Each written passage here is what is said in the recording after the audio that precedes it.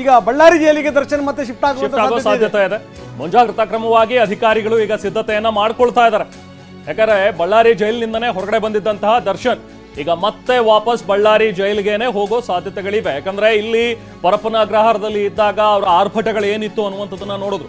ಅದೇ ಕಾರಣದಿಂದಾಗಿನೇ ಇಲ್ಲಿದ್ರೆ ಸರಿ ಇರೋದಿಲ್ಲ, ಇಲ್ಲಿದ್ರೆ ಒಂದಷ್ಟು ಜನ ರೌಡಿಗಳನ್ನ ಹಾಕೊಳ್ತಾರೆ, ಗುಂಪು ಹಾಕೊಂಡು ಆರಾಮವಾಗಿ ಅವ್ರಿಗೆ ರಾಜಾತಿಥ್ಯ ಸಿಗುತ್ತೆ ಅನ್ನುವಂಥದ್ರ ಬಗ್ಗೆ ಎಲ್ಲವೂ ಮನವರಿಕೆ ಆಗಿತ್ತು. ಆ ಫೋಟೋ ಎಲ್ಲವೂ ರಿಲೀಸ್ ಆದ್ಮೇಲೆ. ಸೊ ಹಾಗಾಗಿನೇ ಅವ್ರನ್ನ ಬೆಂಗಳೂರಿನ ಇಲ್ಲಿ ಪರಪ್ಪನ ಅಗ್ರಹಾರ ಜೈಲಿನಿಂದ ಬಳ್ಳಾರಿ ಜೈಲಿಗೆ ಅವ್ರನ್ನ ಶಿಫ್ಟ್ ಮಾಡಲಾಗಿತ್ತು. ಸೊ ಬಳ್ಳಾರಿ ಜೈಲಿಗೆ ಹೋದ್ಮೇಲೂ ಕೂಡ ಅವರ ಒಂದು ಬ್ಯಾಕ್ ಪೇನ್ ಅನ್ನುವಂತಹ ಕಾರಣಗಳನ್ನ ನೀಡಿ ಆಗಿಂದಾಗೆ ಮನೆಯಿಂದ ಅವರಿಗೆ ವಸ್ತುಗಳನ್ನ ತರಿಸುವಂಥದ್ದು, ಜೊತೆಗೆ ಮನೆಯಿಂದ ಒಂದಷ್ಟು ಊಟಗಳು ಬರುವಂಥದ್ದು, ಅಲ್ಲೂ ಒಳಗಡೆ ಒಂದಷ್ಟು ಚೆನ್ನಾಗಿ ಟ್ರೀಟ್ಮೆಂಟ್ ಕೊಡುವಂಥದ್ದು, ಅವರಿಗೆ ಕಮೋಡ್ ವ್ಯವಸ್ಥೆ ಮಾಡಿಕೊಟ್ರು, ಬೇರೆ ಟಿವಿ ವ್ಯವಸ್ಥೆ ಮಾಡಿಕೊಟ್ರು, ಎಲ್ಲ ರೀತಿಯಾದಂತಹ ಒಂದಷ್ಟು ಸವಲತ್ತುಗಳನ್ನ ಕೊಡೋದಕ್ಕೆ ಮುಂದಾಗಿದ್ರು. ಅದು ಕೋರ್ಟ್ನಲ್ಲಿ ಆದೇಶವನ್ನು ತಗೊಂಡೆ, ಕೋರ್ಟ್ನ ಚಿತಾವಣೆ ಮೇರೆಗೆನೆ ಎಲ್ಲ ಸವಲತ್ತುಗಳು ಕೂಡ ದರ್ಶನ್ಗೆ ಸಿಗ್ತಾ ಹೋಯ್ತು. ಆದರೆ ಇನ್ನು ಮುಂದೆ ಈಗ ಮತ್ತೆ ಏನು ಜೈಲಿಗೆ ಹೋಗ್ತಾರೆ ದರ್ಶನ್, ಅಲ್ಲಿ ಈ ತರದ ರಾಜ್ಯಾತಿಥ್ಯಗಳಿಗೆ ಅವಕಾಶ ಇರೋದಿಲ್ಲ.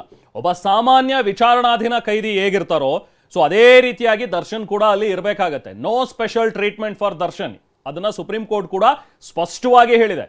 ಇಲ್ಲಿ ಪ್ರಮುಖವಾಗಿ ಸುಪ್ರೀಂ ಕೋರ್ಟಿಗೆ ಕೋಪ ತರಿಸೋದಕ್ಕೆ ಕಾರಣ ಇದು ಕೂಡ ಒಂದು ಹೈಕೋರ್ಟ್ ನಲ್ಲಿ ಬಂದಂತಹ ಒಂದು ಜಜ್ಮೆಂಟ್. ತರಾತುರಿಯಲ್ಲಿ ನೀವು ಗ್ರೌಂಡ್ಸ್ ಆಫ್ ಅರೆಸ್ಟ್ ರೀಸನ್ ಇಟ್ಕೊಂಡು ಅಥವಾ ಟ್ರಯಲ್ ಕೋರ್ಟ್ ಮಾಡಬೇಕಾಗಿದ್ದಂಥ ಒಂದು ಕೆಲಸ ಟ್ರಯಲ್ ಅಲ್ಲಿ ನಡೆಯೋದನ್ನ ನೀವು ಹೈಕೋರ್ಟ್ ನಲ್ಲೇ ಟ್ರಯಲ್ ಅನ್ನು ನಡೆಸಿ ಬೇಲ್ ಕೊಡ್ಲೇಬೇಕು ಅನ್ನೋ ಕಾರಣದಿಂದ ಬೇಲ್ ಕೊಟ್ಟಂತಿದೆ ಅನ್ನುವಂಥದ್ದನ್ನ ಕೂಡ ಸುಪ್ರೀಂ ಕೋರ್ಟ್ ಹೇಳಿತು.